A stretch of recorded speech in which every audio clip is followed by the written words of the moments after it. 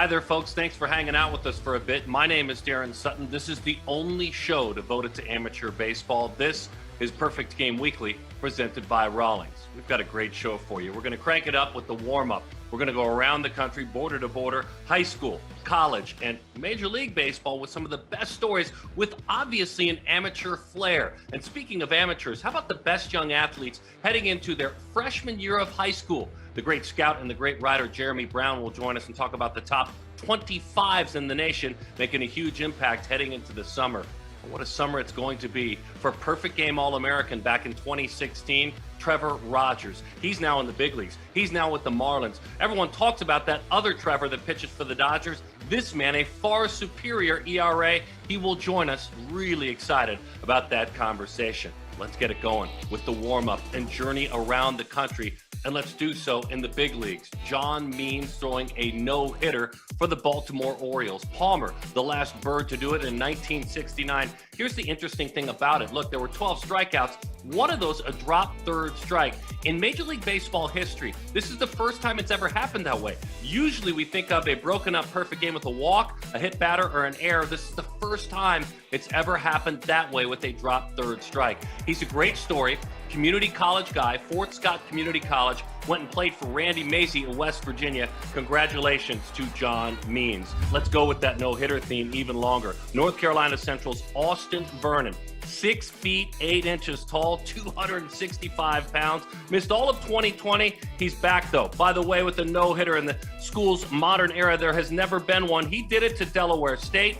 And then on Saturday, there were a trio of no-hitters at the Division I level, including Oklahoma State freshman. He's a two-way player, Justin Campbell. He struck out 11 against Kansas, just the third 9-inning individual no-no in Oklahoma State history. By the way, he joined us on Perfect Game Sirius XM College Baseball, had this to say about the great outing against Kansas. That ninth inning, right after the third out of the top half, I was like, all right, this is it. This is going to actually be a moment that I'll cherish forever. And you just got to start with one pitch at a time and get one out at every and work on every pitch. And man, that moment is unbelievable and unforgettable. Continuing with college baseball, Ethan Long. We know him very well from Perfect Game Days. Remember, Select Festival athlete in 2016, the #1 player in the 20 class in the state of Arizona, the son of JP and Angela. He is crushing the baseball. And let me remind you, by the way, this is a guy that can throw 97 off the mound, too. Back-to-back PAC Player of the Week honors. 2 more homers on Saturday against Cal. His season total is now 12, passing Barry Bonds for second place in ASU history for a freshman. That's 10 homers in his last 9 games. How could anybody catch up with what Spencer Torkelson has done over the last few years before heading to the Tigers organization? And finally, Eric Silva, Jay Serra. In Southern California, it's that epic Trinity League. Everyone can play in that league. The right-hander, the UCLA commit, the first complete game no-hitter in this program's history on Thursday night against Santa Margarita. He touched 95 miles an hour. He struck out 7 and faced just 1 over the minimum. PFA Matadors, his travel team. This is a Laguna Beach resident and the son of Anthony and Monica. Congrats, Eric Silva. And Silva obviously 1 or 2 steps away from being on campus at UCLA. But let's shift gears and talk about athletes that are quite a ways away, about to begin their high school journey, but yet some of the best players in the country. Perfect Game's national crosschecker is Jheremy Brown, and his perspective is amazing.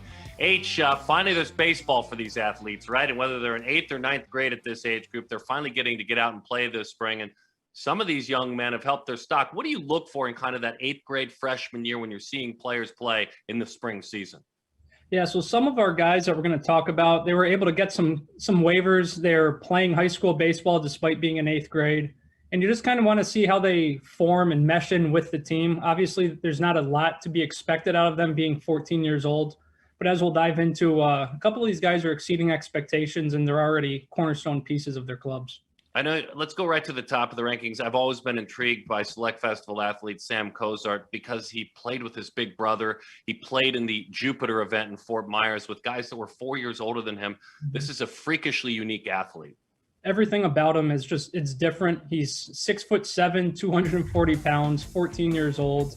He's thrown in Jupiter twice already, so 13 and 14 years old. hearing that he's now working up into the low 90s pretty consistently throughout the spring, gets to throw to his brother in his brother's senior year. So that's kind of a cool, unique aspect of him getting to play on varsity as an 8th grader. And he's somebody that even at 6'7", I don't think we've seen the best of what's to come from Sam Cozart just yet. I know I'll bring you out west for a couple of athletes, but there's another athlete in the Deep South out of Mississippi. Who have you seen in Mississippi near the top of those rankings?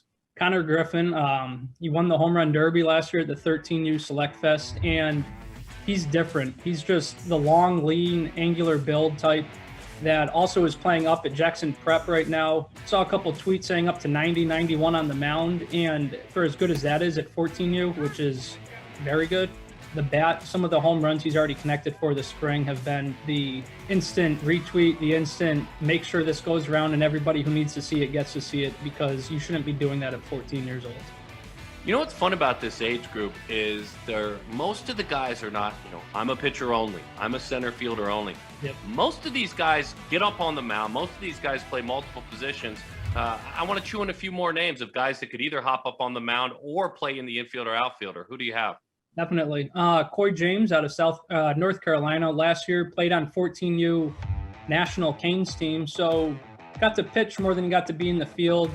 He came to the 13U Select Fest kind of as a primary arm, up to 82, really good overhand curveball. Jumped to the beginning of the spring, he's touching 85. The defensive actions are taking off up the middle at shortstop, and the bat's been really good, hitting 415 already this spring with a couple homers, 10 stolen bags, and he's punching out more than a batter an inning on the mound. So he's one. Another that I'll touch on quickly, he's already up to 86 on the mound, is Jacob Kendall out of St. Augustine in Florida. Not going to be a pitcher long-term because the bat is just way too good. Half the amount of at-bats compared to last year already. He's hitting 500 on the year, or just shy of 500. 4 home runs, over a dozen stolen bases. His swing kind of reminds me of number 1 ranked 24 Derek Curiel, where he had that big old arm bar kind of at the beginning, but that was just to get the barrel through. Now they're both getting stronger. That's simplified. It's an innate feel for finding the barrel, and he's a special bat right down there in Jacksonville area. I love Curiel, by the way, to go off topic for just a minute. He's at Orange Lutheran, I believe, and I'm in my travels out west, I'm seeing his name in the LA Times. You know that you're doing good things if you're making it into the old-fashioned edition that hits my doorstep. Any big risers? I know it's challenging, first of all, to earn playing time on a varsity team as an 8th or 9th grader, but anybody that's kind of, boom, jumped onto the map a little bit? Yeah, I mean, for as much of a pop-up as you can be at the 14U, I mean, we're still discovering names virtually every weekend. Jack McKernan out of Texas.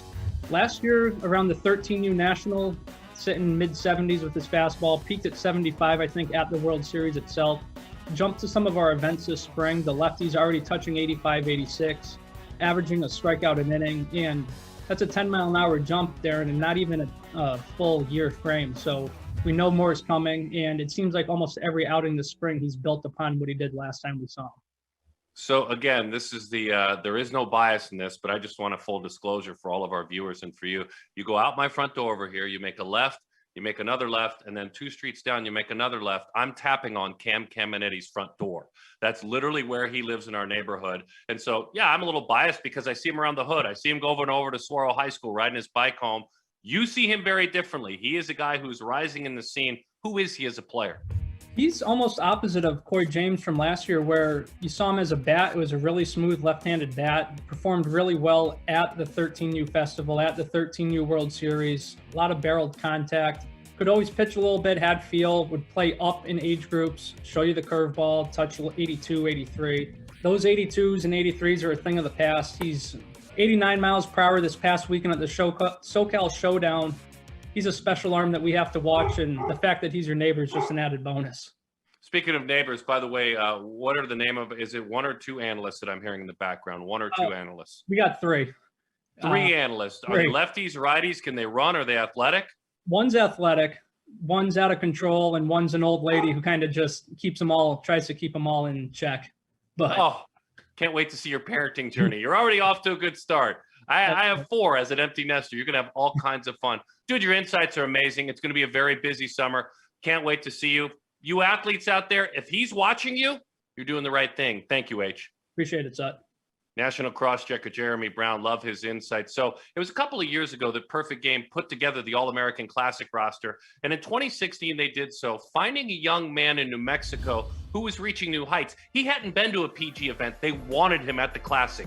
He came to the Classic in 2016. He got up and above 90 miles an hour. Now, a couple of years later, he's one of the best pitchers in the major leagues. He's already beaten Jacob deGrom this year. When we come back, our conversation with Marlins left-handed pitcher and PG All-American alum, Trevor Rogers. Glad to have you hanging out with us. This is Perfect Game Weekly, presented by Rawlings. You can tell right away if it's going to be a good glove or not. Broken in good, so when it breaks in nice, you want to use it for years. And I got the gold on it now.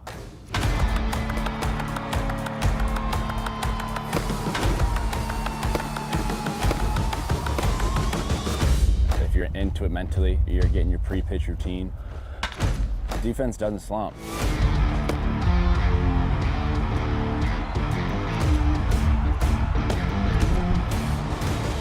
It doesn't come and go like offense. If you lock it in mentally, it's going to be there.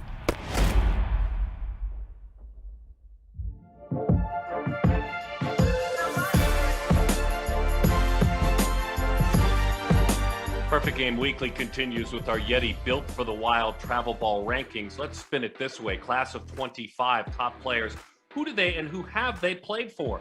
Let's go to the very bottom and talk about number 10 and work our way up. Olu, very talented Josiah Hartshorn, top-tier American, his travel team. Another SoCal guy is a friend with us, Travis. He is with USA Prime National, Everett Johnson. Love his story. We met him at the main event showcase, that Canes national team. Domain Van, Miami commit, Carolina Elite, 14U, and 5-star. A couple of travel teams for him. We love Micah Matthews as well, South Carolina commit. He is getting active, as is Dean Moss. Moss, Canes national team. Alameda Select Festival athlete, East Coast Lumberjacks, Mid-Atlantic Ghost, Carter Smith, Bishop Verot, his school, Canes National, his travel team, Gulf Coast Monarchs, along the way. We know about Connor Griffin. We know about Sam Cozart. There's a peek at the Yeti Built for the Wild travel rankings, the top players in the 25 class.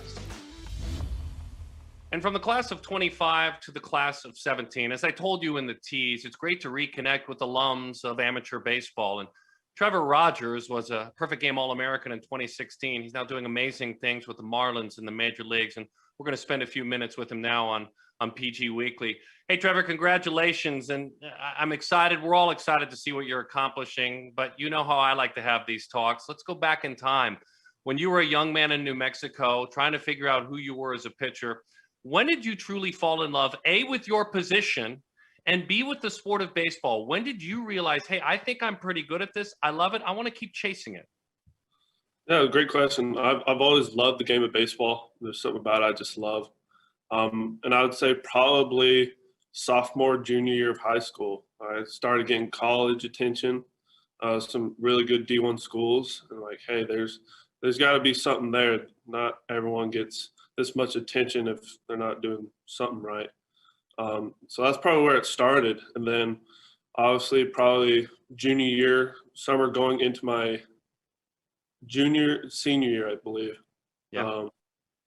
Area codes happened, and that was probably the big jump, getting that national recognition and attention. And then, of course, that PG All-American game was probably the icing on top as far as getting my name out to the public. Trevor, let's go there. What was that experience like in San Diego from the game, pitching in a big league park, which you do now for your job, visiting Rady Children's Hospital? Just kind of from your eyes, give me what it was like to be a PG All-American. It was an amazing couple days, the staff. I mean, everyone did an unbelievable job, especially visiting that children's hospital. It definitely made you look at the bigger picture. I mean, we're at this level, we get to play a game every day, and then there's kids out there fighting to see the next day. So that was very special to see, and especially go out there and spend some time with them and make their day. So it's so that, especially that moment, is something I'll cherish for the rest of my life. Trevor, I'd be curious your perception as you look back at your class. It's a fun class. There's guys making it like you to the big leagues. You're kind of ahead of the pack right now, but guys will join you. You know, Hunter Green will join you and Royce Lewis. But as you look back at guys like Campusano and Joe Adell and Hunter Green and Royce Lewis, what do you recall about your class? Look, you were a little bit more quiet. You like to stay under the radar. It's a little bit of your personality, if I remember correctly. But as you look at that class, what do you think when you think of that class of 17? Talent from top to bottom, just like you said. Got to go to the draft with Hunter Green and Joe Adell and Bubba Thompson. Great dudes. Amazing personalities, can light up a room, and amazing athleticism. Just to be out there and compete against them and with them, and get to know them a little bit. It was great to get to know them and compete against them and with them. And it's exciting that they're pretty much on the doorstep of being up here full time. Yeah, they're ready to join you. Hey, listen, you were an impactful pro from the beginning. You had earned the right to be a first-round pick with the Miami Marlins. But between 18 and 19, something changed. Because in 19, you weren't just impactful. Now, all of a sudden, we've got to get him here pretty quickly. When you started that year in Jupiter, leading up to it, what are some of the things you changed? How did you evolve? I mean, you led the organization in strikeouts. Why did 19 go so well? Why did you jump so much? Probably one of the big things is my work in the weight room, getting stronger, adding weight to my frame, a little weight. It helps with not getting hurt, you know. Another thing, probably my pitching coach. He's probably one of the best pitching coaches I've had, and Reed Cornelius. We had a great relationship, just talking, thought process, the whole 9 yards of how to be successful. And then my mental approach, probably each time out, being competitive in the strike zone, knowing that I had the stuff to compete each and every time out and get outs in the zone, and me realizing that was a very big moment and step of the right direction in my career. Real quickly, to veer off and to play off of something you were just talking about, and pretend I'm young and I want to be you. When you say work in the weight room, what is productive work in the weight room, especially for a pitcher? I'm wanting to add a little bulk and strength. If I'm 17 and I'm learning from you right now, what would you tell me? I definitely would go heavy, but still keep your range of motion. As a pitcher, you know, it's good to have velocity, but it's hard to pitch velocity when you're kind of just this big, bulky guy and you really don't have that good range of motion. So my bread and butter has always been bands, Jaeger bands. I live and die by those things. Really builds good muscle in the shoulder and then the back as well.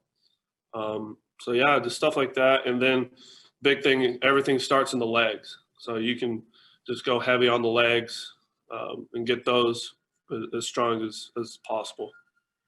So I want to hit a couple of moments with you and just take me back and let's break it open and move moment to moment. We'll go pretty quickly. You're a major leaguer. It's last year. It's August. You're in New York. Obviously, travel with family can't happen. It's COVID, but you're pitching against Seth Lugo. Mr. Spin Rate, by the way, Seth Lugo, who's a pretty fun guy. You're a major leaguer. What was that day like? You pitched very effectively. What do you recall about that outing? And it was a team win, too. Yeah, it was all a blur. I mean, that happened so fast. And me jumping on a plane, going to New York, and I mean, out of all places, making your debut in New York City kind of means a little more. And then just going to Citi Field, seeing the bright lights. And I remember I was just looking up at all the lights and everything, and just kind of my mind went somewhere else. And then I heard kind of my pitching coach yell my name to come over here. I'm like, oh yeah, I got to get dialed back in. So I walked back to the bullpen, started getting ready, and my heart's pounding out of my chest, and got into the game through that first pitch. I'm like, all right, done this a million times before. Let's get after it and let's compete. And had a good outing. Let's go back there. Let's talk about you. And we've all heard of Jacob deGrom. I know about you. More people are hearing about you, but everyone's heard about Jacob deGrom. That was April 10th. It was back in that same city. You were a 3-0 winner. Again, a team win. I'm so big on team wins when I talk about pitchers. But you struck out 10. That other guy was in the other dugout. As you recollect, what's that night like that you'll always be able to look back upon? It was very special, you know, pitching against Jacob deGrom. I know us collectively as a team, we're going to have to bring a little something extra. You know, he's probably one of the best pitchers in baseball, and he is for a reason. He doesn't give up many mistakes. He might give you one, but he's not going to give you two. So going into that game, I'm like, okay, I compete every time out, but I'm going to have to give a little more to give my guys an opportunity to succeed. And when we got a few runs on the board, I'm like, okay, they did their job. I need to go out there and make sure I do mine. Outstanding stuff, man. What a memory. I want to go back to one more, and that's April 5th against St. Louis, your first of the year. And I'm going to step back from the microphone, and I want you're going to figure this out real quickly. You hear so many things when you're a pitcher, and you guys tell me in the big leagues, a lot of times you hear nothing, but you heard a lot of, come on, Blue, you're missing the zone. You heard a little bit of, come on, kid, rock and fire. Come on, T-Raw. Who were you hearing? Oh, that was Mom. That was all my mom right there. A little bit of my dad, but that was all of Colleen Rogers right there, 100%. Yeah. That's awesome, man. Those moments are incredible because you heard her, I'm sure, many times at high school and travel ball games. That's the big leagues, my friend. And you still heard Mom and Dad in a little bit of a serious swing to this. How much do they mean to you? Oh, man. They mean everything to me, you know. I wouldn't be in this position if it wasn't for them sacrificing their time and money when money was always a little tight here and there, you know. They gave me every opportunity to grow the game for me, and I don't have enough words, to be honest with you, what they mean to me and how they helped me with my career and growing that passion and the love of the game that I have for baseball. You believe in your fastball a ton, man, and you've always thrown hard, but you know, I'm looking at Baseball Savant. You're throwing it more than 6 out of 10 times. Explain to me that strong belief you have, conviction in your fastball. Yeah, it's something Mel and I, pitching coach up here, have talked about. He said, hey, your fastball's elite when it's up in the zone, in and out, even sometimes down. He's like, you have room to miss with your fastball if you do miss. So when he said that, I'm like, that's all I needed to hear. So really commanding with that fastball up in the zone, in and out, getting strikes down. That's really my foundation of my success. Going off of that with secondary stuff as well. Yeah, and yet your secondary stuff is rocking, my friend. I mean, a weighted on base average of below 200 against your change. You're throwing out 2 out of 10 times. Your slider's got an elite whiff rate. So I'm guessing that same kind of confidence is lifted in your secondary stuff. Absolutely, yeah. It definitely took a long time. I always knew I had a good fastball and confidence behind that, but it was my secondary stuff that needed work, and all the time I put in with my changeup and my slider as well, as it's finally starting to show and pay off.